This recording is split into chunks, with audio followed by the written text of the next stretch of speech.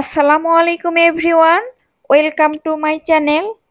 আজকে আমি শেয়ার করব banana bread pudding recipe. Pudding তৈরি করতে গেলে যাদের পুডিং ফেটে যায় বা পারফেক্টলি তৈরি করতে পারেন না, তারা কিন্তু এভাবে পুডিং তৈরি করে নিতে পারেন। পুডিং ফেটে যাবে না, একদম সফট ও স্মুথ হবে, খেতে কিন্তু দারুণ টেস্ট হয়। সহজ পদ্ধতিতে পুডিং রেসিপি করে দেখাবো, আশা করছি আপনাদের ভালো লাগবে।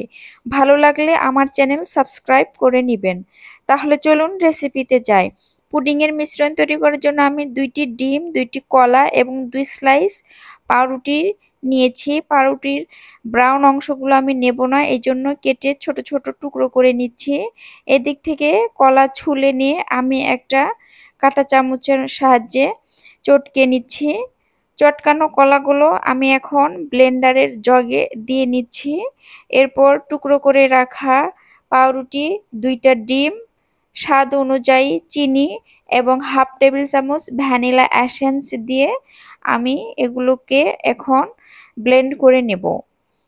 এই দিক থেকে ক্যারামেল তৈরি করার জন্য প্যানে আমি 3 টেবিল চামচ চিনি দিয়ে নিলাম। এখানে আমি কোনো পানি ব্যবহার করিনি, যেহেতু আমি ননস্টিক প্যানে ক্যারামেল তৈরি করে নিচ্ছি, তাই পানির প্রয়োজন হবে না। এই দিকে পুডিং যে পাত্রে বসাবো ক্যারামেল সেট করে নিয়েছি। পুডিংয়ের মিশ্রণটির সঙ্গে আমি আগে থেকে জাল করে রাখা ঘন দুধ মিলিয়ে নিচ্ছি। এখন আমি মিশ্রণটি একটি ছাঁকনির সাহায্যে পুডিং বাটিতে ঢেলে নিচ্ছি। দেখতে পাচ্ছেন অনেক বিচি এবং লাঞ্চ বের হয়েছে। পুডিং বাটিটি আমি এই হাঁড়িতে বসিয়ে দেব, এই জন্য একটি স্ট্রেনার বসিয়ে আমি কিছুটা পানি দিয়ে নিচ্ছি। এখন আমি ঢেকে দিয়ে 30 থেকে 35 মিনিট ভাপিয়ে নেব। ভাপানো হয়ে গিয়েছে, একটা কাঠির সাহায্যে চেক করে নেব পুডিংটা পারফেক্টলি জমেছে কিনা।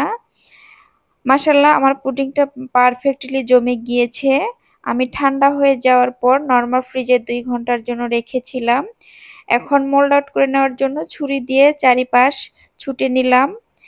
এখন আমি পুডিংটি মোল্ড আউট করে নিচ্ছি। দেখতেই পাচ্ছেন মাশাআল্লাহ, পুডিংটা পারফেক্টলি তৈরি হয়েছে, কোনো রকম ছিদ্র হয়নি। কেটে দেখিয়ে দিচ্ছি কতটা পারফেক্ট হয়েছে, একদম সফট ও স্মুথ হয়েছে। ব্যানানা পুডিংয়ের ভেতরটা কিছুটা কালো হবে, ভয়ের কিছু নেই। টেস্টের ক্ষেত্রে কোনো হেরফের হবে না। রেসিপি ভালো লাগলে চ্যানেলের পাশে থাকবেন। সবাই অনেক ভালো থাকবেন, সুস্থ থাকবেন। আল্লাহ হাফেজ।